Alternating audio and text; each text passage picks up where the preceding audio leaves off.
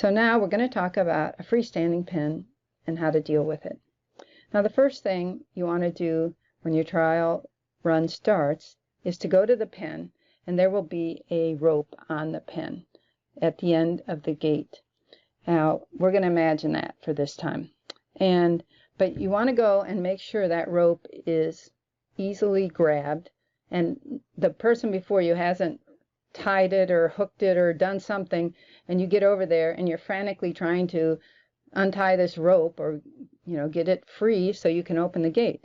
So you want to check that, and also just take a look at the gate and make sure it's not stuck or anything, because that's going to help you when you get there to know that you don't have some big difficulty that you're going to have to face. Okay, so now the first thing you want to do is start your run from the beginning. Keep your stock as calm as possible. That will help in every obstacle and everything you do if you can keep your stock calm. That doesn't mean they have to meander around or walk real slowly, but you want them to relax and move freely and with good pace around the course, but you don't want them startled or fearful, running for their lives.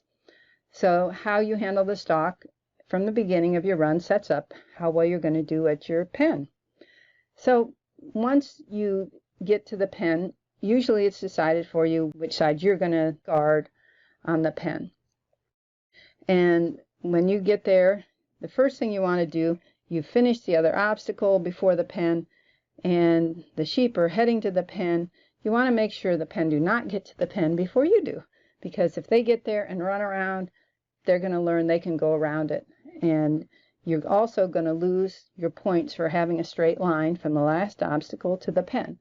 So after you finish your last obstacle or drive, you want to get your dog around and put him in position to hold the stock steady and even stop him if need be, so that you can get to the pen and open the gate before the stock gets there. You want to open the gate so it's straight with the fence that's adjacent to it. You don't, even if it opens like this, you don't want to open it that far. You want it just this far.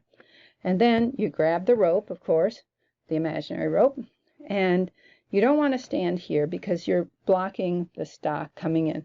So what you do is step back and open this up for the stock. Now you're going to send your dog around and have them bring the stock straight up into what we call the throat, which is right here.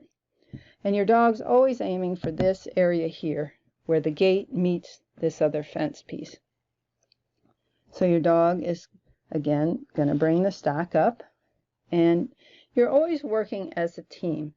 Your dog's going to cover the biggest area because they're faster and they read stock better than you do. But you're still going to be very important because you're going to have to hold your side.